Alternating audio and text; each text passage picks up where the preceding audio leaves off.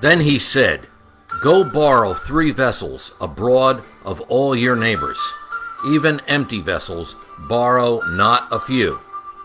2 Kings chapter 4 verse 3. A particular prophet died, and his wife was left penniless. She went to Elisha asking for help regarding her problem.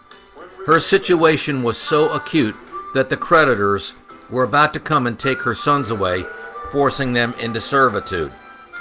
Let it ever be understood, when it comes to the world, the creditor is come. Satan is that creditor, and he will take all, steal all, and destroy all. The woman, however, took her problem to Elisha. That is, she took it to the Lord.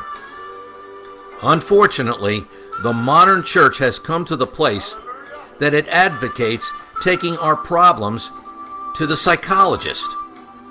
What a sorry trade.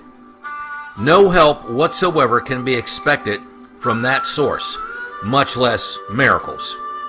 Elisha asked her, "What shall I do for you?" The Lord, in effect, at innumerable times asks us the same thing. What shall I do for you? Matthew 21 verse 22, Mark 11 verses 24 through 25, and John chapter 14 verses 14 and then chapter 15 verse 7. The prophet then asked her, "What have you in the house?" Her answer was quick in coming.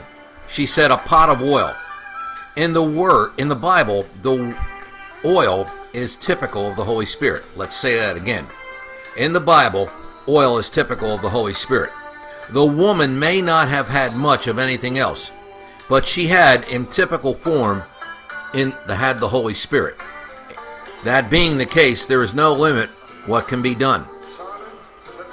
The prophet then told her that she was to go to all of her neighbors and to borrow as many empty vessels as possible. Borrow not a few. She was to expect great things. What are you expecting? Are you expecting great things? If you are, you will want great containers. One of our biggest problems as Christians is that we make God too small, thereby asking for too little.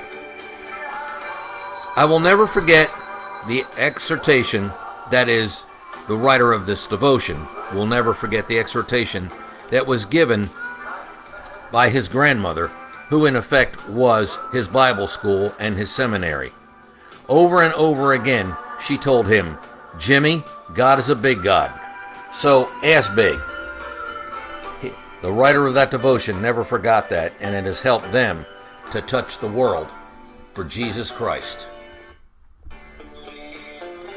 After that woman gathered all the vessels, she was to take the lone pot of oil which she had and start pouring it into the vessels. She would find that her source would not run dry until there were no more vessels. In other words, God stops when we stop. I don't ever want to stop, because if I don't stop, He won't stop, and neither should you. The oil will keep coming. She took the oil, sold it, paid her debts, and had plenty enough left over to live on.